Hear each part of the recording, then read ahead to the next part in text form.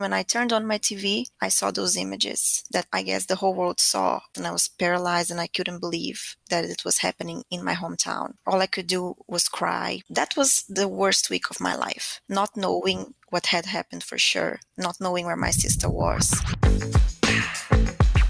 Life is not their priority. Their priority is their profit. Welcome to another episode of the ESG Factor podcast. Today I'm talking to Amanda Andrade, an English teacher turned activist from the town of Brumadinho in Brazil. In 2019, Brumadinho suffered a catastrophic mining disaster under the watch of Vale, one of the largest mining companies in the world. Sadly, the tail dam collapse, which could have been avoided, claimed the life of Amanda's sister Natalia and hundreds more. Today, Amanda is here to share her story. First of all, Amanda, thank you for taking the time to talk to me today. I know this can't be easy, but I think as we both agree, it's important that more people hear this story to truly understand the impact that companies can have in towns like your own when sustainability is not taken seriously. Thank you, Vincent. Indeed, it's not easy to relive everything that I went through, but I do know it is very important to highlight the consequences of mining, and especially the consequences of irresponsible mining. It's something that the whole world needs to be aware of and that everybody needs to support in order for us not to have any more crimes like what has happened in Brazil. Can you kind of give listeners a little bit of a picture of where you grew up and the importance of mining in your town? All right. My region is very important for the mining industry since colonial times. My town specifically is surrounded by mountains that are filled with iron ore, and so there are several companies that came here to this town. I believe it started in around the 60s, and mining is the main economical activity, which brings everything else that comes to, in the past that came to my hometown, which is a small town. And so Vale, of course, is the biggest company. It's the main company. It's the one that everybody wanted to work for, the one that offered the best benefits and prospects for a future, for promotion, for development, personal and career-wise. So I grew up seeing people wearing the famous green uniform on the streets, and the trains loaded with the iron ore going through the town. And even our river is not a blue river; it's a brown river because it receives water that comes from the process of mining the mountains. So everything is related to mining here. And my sister, of course, once she started college, she wanted to get an internship in what was the best company, and that was Vale. And so she went through the selection process along with many other candidates. And when she got approved, we were very happy for her because we knew that it would be something very positive for her career. And after she did the internship and she graduated college, she was hired. And again, it was something very good for her. We were supportive and happy. And we trusted Vale a lot. It was like a common sense, or everybody had this image that they were this very responsible company, very safe, very, how can I say, that they were indeed responsible, that they cared for the lives of the people, that they cared for the communities that surrounded their mines, that they cared about the environment, that they had these protection areas to compensate for the damage. That's how we thought of them. And when in 2015 Mariana happened, it was a terrible shock for not only Brazil, but I believe the whole world. Yeah, I think just for listeners, when they hear Mariana, they mightn't be familiar with it, but basically it was a tail dam failure in another part of Brazil in 2015, and I believe it was the worst environmental disaster in the history of Brazil. There was I think I saw 19 people killed. I'm not sure on the exact final number, but environmentally, the damage was hugely destructive. Preparing for this conversation, I wanted to understand a little bit more about tail dams, because when we think about dams, we probably think about a concrete construction to stop water coming past and control the flow of water, whereas a tail dam is actually the byproduct of the mining process, and it's like an earth-filled kind of embankment that is created, and then that stores this, effectively a toxic type slurry is effectively what it is. So I think when people originally hear, I know myself anyway, when I hear dam failures, I feel like the construction has somehow failed. But in these situations, they're man-made disasters because we've effectively mined something from our natural resources, and then we've created this byproduct which we've tried to keep in check through this kind of earth embankment. So that happened in 2015. And after that happened, did that change the perception of Vale in your own area? Because, that was a big disaster. And then, there was probably, maybe I've heard of some rumors about kind of safety issues in your own area, because there's hundreds of these tail dams in Brazil. So did that create a sense of fear or a sense of worry in your own town prior to your own disaster happening?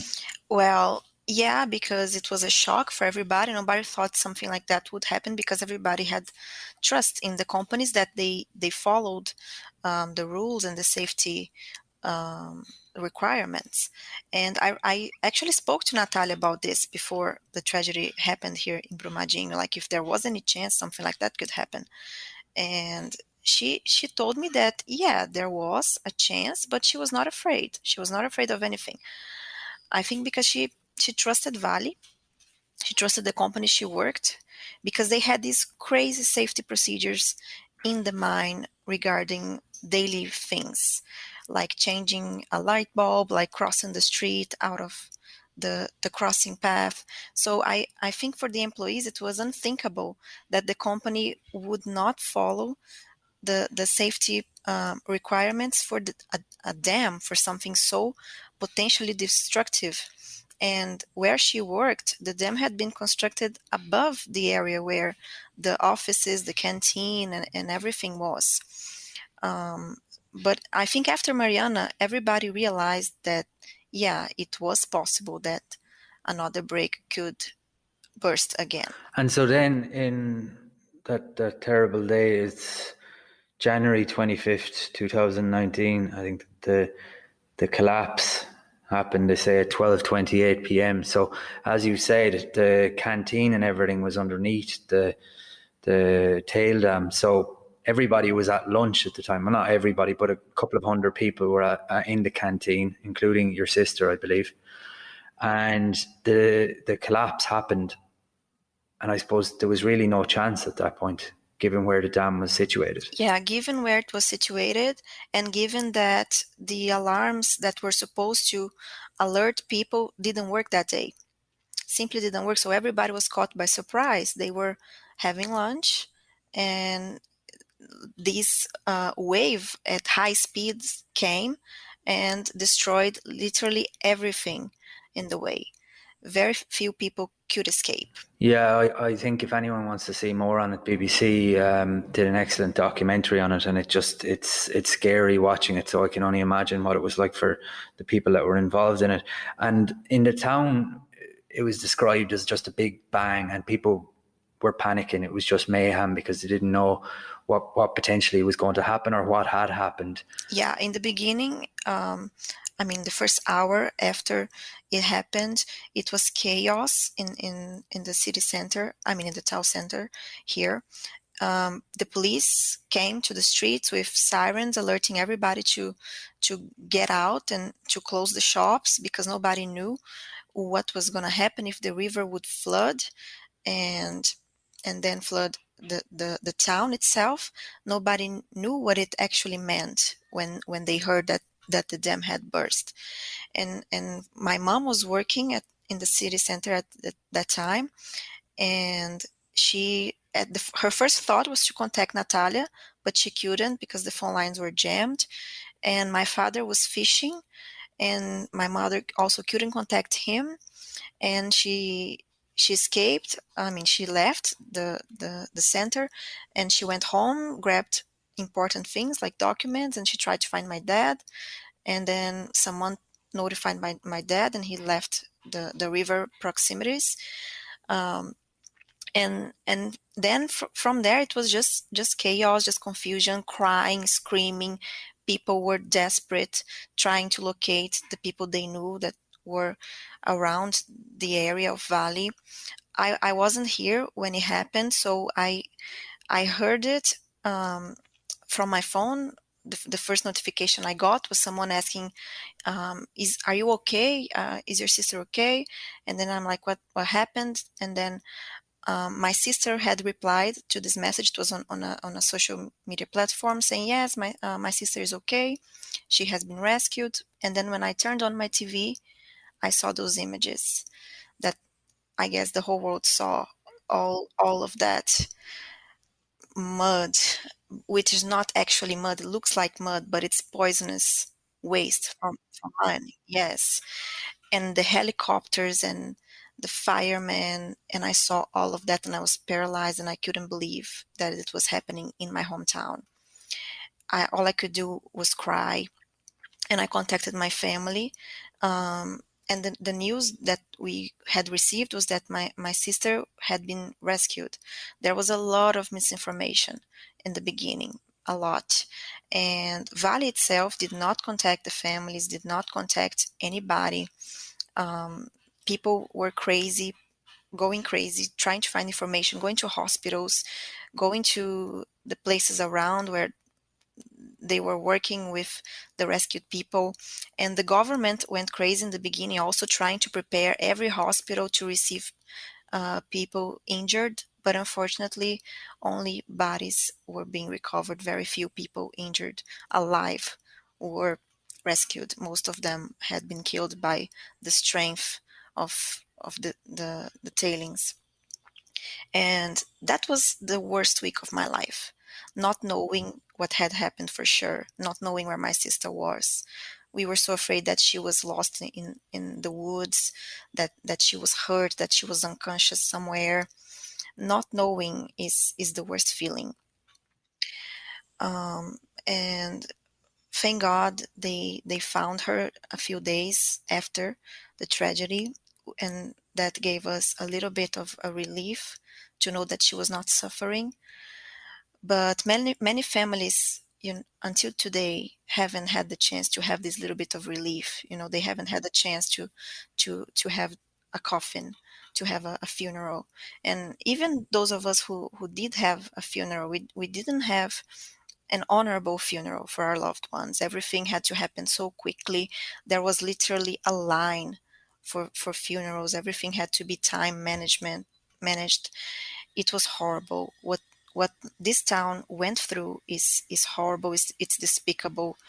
Many despicable things happened, and these things remain with you. You can't forget what happened. Yeah, you mentioned the physical and emotional impact that it had on you and your family and people that lost loved ones. And from the story, it appears that the response by Vale and the senior management of the company effectively made that situation worse. The lack of respect, the lack of contact, the initial communication. I think I remember you saying something about the president of the company standing up and saying that Vale was Brazil's crown jewel, things like that at a time that was very emotional. And Yeah, absolutely.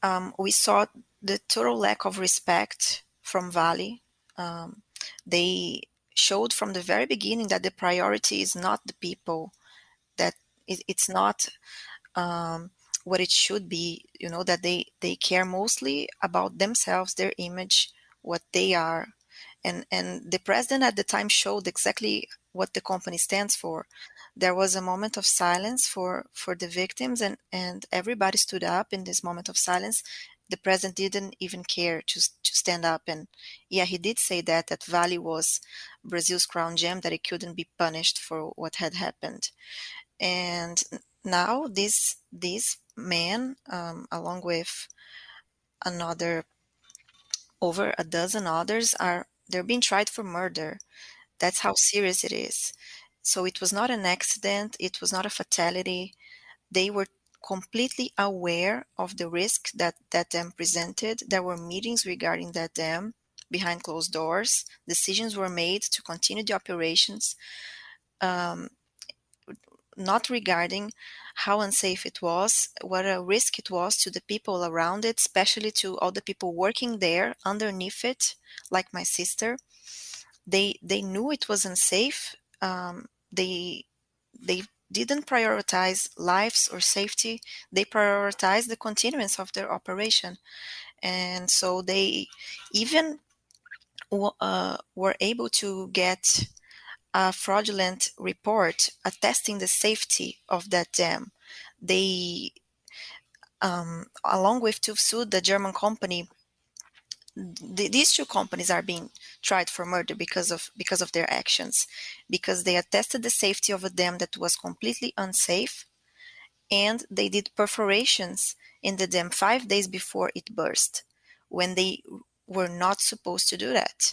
They are guilty. They are totally guilty for the loss of the 272 lives, and they have only disappointed us, the victims, from day one.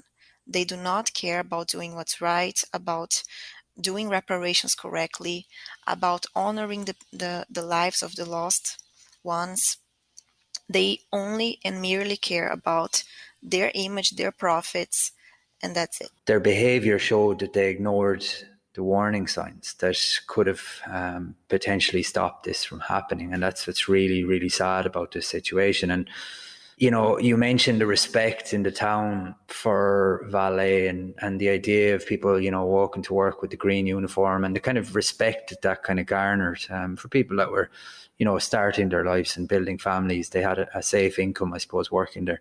But one of the challenges, I suppose, is to have a culture where people can speak out. And as we've looked at this, has it become clear that maybe within Vale there was a certain level of reverence, that people maybe were afraid to speak out as well? Maybe that there was a culture that didn't really empower the people in the town that were working there. Well, yeah, there was a culture of respect, of trust, and after Brumadinho happened, and after the behavior of that the company displayed, it was like a glass shattered for all of us, that they are not good or responsible or ethical, that their ethos is just a matter of words. It's not what they actually do. It's not their practices. Um, and I think most people had this trust in them, that if they had a report, it was because it was safe. Everybody thought that if it weren't safe, that they would do what was right, that they would try to prevent death, because their motto was life comes first. And we saw that that is nothing. That is nothing but a lie. Life is not their priority. Their priority is their profit. And I think that's an important point that people need to remember, because this is at a time when sustainability is in vogue. Everybody's talking about sustainability, the application of environmental, social, and governance standards.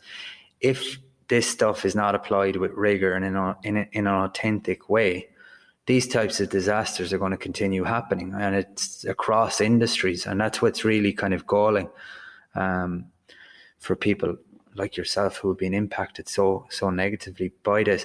And then I suppose after this, because the company was responding in this way and the way you were treated, that basically pushed you into activism. You felt, I have to speak out. People need to know this. This has to change. That led you to speaking in Paris, I believe. Yeah. After, like, I had this epiphany, this moment of glass sharing, when it comes to what I thought about Vale. I I decided that I had to speak up, that I had to do something. I couldn't let people continue thinking that this was a responsible company, and I wanted to make the truth heard across the globe. And that's when I decided to become an activist and to join initiatives and other fighters and human rights defenders. And I met some people here in Brazil who started introducing me to other people, and I met some German activists, and later on I was invited to speak at the Principles for Responsible Investment Convention in Paris in 2019. And there I met important people like Adam Matthews, who told me that they were also devastated with what had happened, and that they also wanted to help pursue change, and they wanted to start the initiative with investors and have a global standard on these tailings dams. And I've been working with the Church of England and the Swedish Council of Ethics ever since. And I see some change already. I see that people are eager to learn and to know what's happening, and to put pressure on the sector and companies to change and to not allow for this to continue. So I see some development has occurred, but of course a lot more needs to happen. Vale and Tufsut have to be punished for what happened, because if impunity goes on, they will continue behaving irresponsibly. They will continue doing it if they don't have any consequence for their crimes.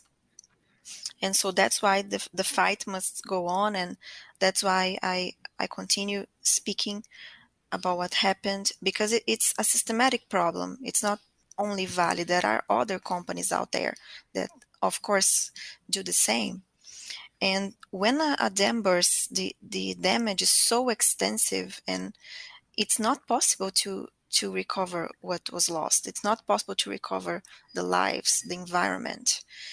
Therefore, we need to speak up about it. Yeah, I think that's the thing. It's like something big like this happens, and then people just move on to the next thing that happens, and it's kind of forgotten about to a certain extent. And you're still dealing with the cleanup, and particularly in this type of a disaster, you've got the massive loss of life, but the environmental damage continues because these materials are seeping into your land where you grow your crops, where you fish and sustain your life. So the impact goes far beyond the day that it happens. It goes on for decades.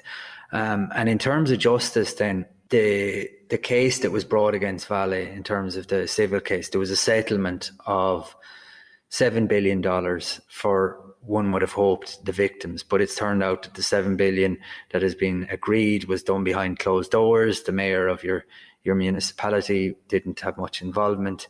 And it appears that only 30% of that is going to go to your municipality, and the rest will go to the state. And then the victims don't really get taken care of. Is that right? Absolutely, yeah.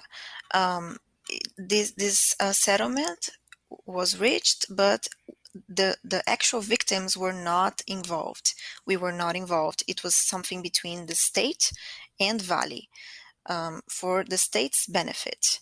The victims are still not being repaired. I have not received any indemnities until today, and I'm fighting in court against Vale for it, because there was a settlement for the families. It was reached in 2019 after short negotiations. Everybody was still terribly affected psychologically, mentally. Nobody had the capacity back then to fight for what was right, just, and worthy of what had happened here. And so it was something terrible and inhumane, which I totally disagree with. And so I decided to fight against Vale. But as you can imagine, it's David against Goliath. They have all the power, all the resources, and they appeal all the court decisions. It's not just for me, but for every relative who decided to go to court to try to fight for at least a little bit of justice, because everything that happened, all the pain, all the suffering, all the destruction, was ultimately because of money, because they couldn't prioritize life. they prioritize money, and therefore I believe that punishing them with money is one of the ways. Of course, not the only, but it's one of them. And so I couldn't just accept the terrible, terrible settlement that was reached. But at the same time, I know that I'm fighting against a giant. And many people think that, oh, we saw this news, 7 billion was reached in the settlement, but it's not for the victims, it's for the state. Yeah, and it's tiny in the grand scheme of things as well. And I saw some of the meetings to discuss this between the mayor and local community people, and you can see the outrage, the hurt, the emotion coming out when people speak. And some people would say the mayor is just a political pawn for the powerful mining companies. Others would say at least this mayor is trying to do something. But at a state and national level, his hands are quite tied because he doesn't have any autonomy, he would say. But I did pick up on one of the things he said. It was a necessary evil, the mining industry in the local area, because your whole economy depended on these companies providing work. And I think this is the great conundrum that we face in trying to reach a point of sustainable economic development, is that if we say, okay, well, we can no longer have these mines and these types of organizations in developing countries like Brazil, well, then we have to figure out some other way to take care of people. So we have to find some way of removing that necessary evil. And I don't know if there's an answer, but I think in terms of the solution that you were saying, you'd at least like to see as a starting point some form of independent organisation to come in and say, okay, this mining company operating in Brazil, they're reaching the highest standards. Do you think that's where we have to start? Well, it's a fact that mining is an essential activity for society. We need our phones, we need our cars, but what cannot happen is that it happens in such an irresponsible way.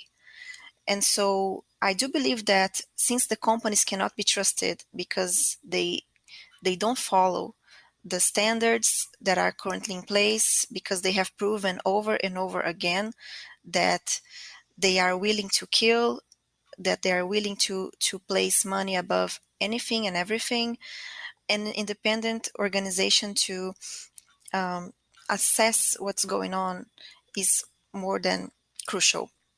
And it's like a totally necessary step toward a better and safer future. Yeah, we'll have to watch that one closely to see it happens. And I think the big investment funds and the big endowments and the universities and everybody that's investing money talk about active stewardship. And I think this is a big part of it, to say, right, we have some independent, verifiable research or reports to say these companies are performing at a level that makes sure that these risks are not there, that the sustainability is actually being followed through on. That's hugely important. And so you're still in the middle of various battles with this company, and you've obviously, now you can see things are starting to return to some normality for these companies. I can see their stock price has gone back up.